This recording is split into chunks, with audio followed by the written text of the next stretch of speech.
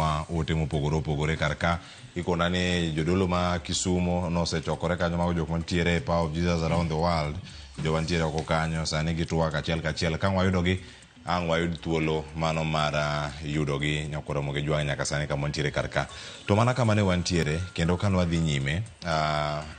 ntiere ote mane donjo kachiel ntiere ote modonjo ka kuom Okinda Ojuka wacho mos na Ken Obuya mano siepa kendo owacho ni kone ni Green Congress Party of Kenya we don't support impeachment mar Gachagua mar His Excellency Geoffrey Rigathi Gachagua owacho ni it's a fulfillment of deceitful behavior mano in our Kenya Kwanza team owacho ni kawuono en Rigathi samoro kiny en jatelo machielo nying machielo moro kanyo okanga wache yamo ka wacho ni nitie power of the tongue okada wacho wacho no wache Ramogi kata wadhi nyime Ken iwinjo ote machalo kamano kod moko bende mapontiere kar kanga thuolo masomogi kapok watieko to kama e chal mar wach kama gintie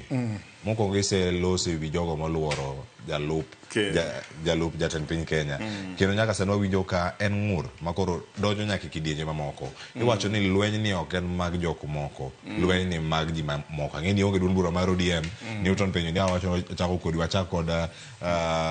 Ken sani oko owache ndalo lweny mar ng'anyo Gavana Homabay nowacho ni lweny nok marwa were uru gi lweny no na wewe wango gigwa sani bende chako jopo mar Gachagua ni koren marwa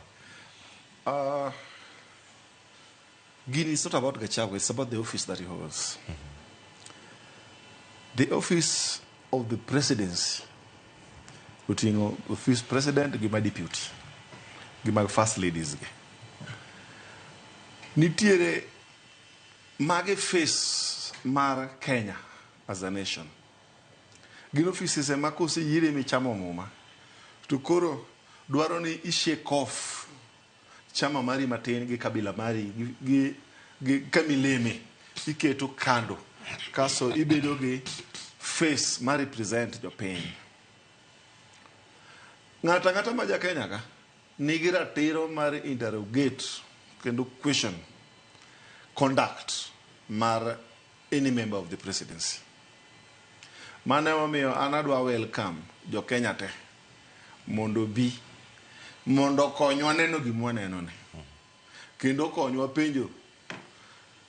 matek kaluwore gi developments madhi mbele nitie gimo chakore kama gini rach and I'm telling you with authority ne whipping ma migosi Gachagua whip go the emotions mag community ma Mount Kenya en gima nyaka bedi checked nikech gini koko bedo checked to gini gik makelo tulo ngama cheke it's a collective responsibility mar jo Kenya te mar nyiso Gachagua kendo adwa kwayo mokwongo jo Kenya ma masawa jo dalagi kendo pamo ne Kimani Chungwa gi jotelo mamoko moyier ma masawa kuom kete to check nikech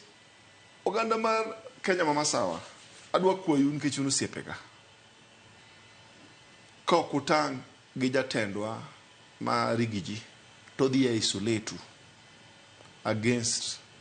the rest of the Kenya to magi mo wano kwa biye nikech you are part and parcel of this republic an kan yomos jaduong Gachagua do achieve ango nikech kinyo body language mare call the rest of the nation ter ngat ma bende ji ku wuoyo to ji olombo ji ojambola ni neno speeches get a trip mar William Ruto Kenya Western Kenya in Nyanza specifically to ninga ni kuwuok ni kodonjo marikiti pokinene kodhi Kibera speech cha dodhi wach Kibera speech cha dodhi wach Madari kata Ruaraka speech cha dodhi wach Westlands odhi kama jo Kenya ma masawa time oandegi mwaduto wang'eyo ni Mudhurwa gi Marikiti jo Kenya atamalo 89 matiyo kanyo gin joma Kenya ma masawa ang'o modhi kanyo to attack sirkal ma Nairobi mana gi dhogi odwa chief ang'o kuwuok to ronjo Mudhurwa to wuyo gi dhogi kuwuok kanyo to dhi e topo ma Nairobi men gi Dhurai statement mane mowacho ne jogi Dhurai. Ang'o motemo wacho? Ng'ani temo thuo keto jodalagi selling an enemy mokne. Iuso fia moro nitiere koko moro kacha madwa tieko wa kaka oganda. Jogi osetimo gini for years mokwa biyie. And en gima lit na an aja UDA kendo onge apology be ok awuogi. But ajaluo kendo aja Kenya. Gima affect oganda na kaka jaluo ok wanyal yie. En owuon is on record kana wacho ni sirikande ne ng'ado shares. To king'iyo the law of companies, kidhi ka register of companies and societies, iyudo ni chik oyie ni nyalo uso shares, inyalo uso shares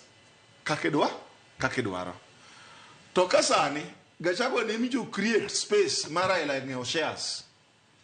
e sirikande ni. Oyuaga ng'o? En ema nokelo GNC mo create space ma molo yudo godo shares e sirikal ma William Ruto.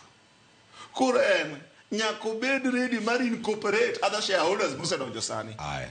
erokamano.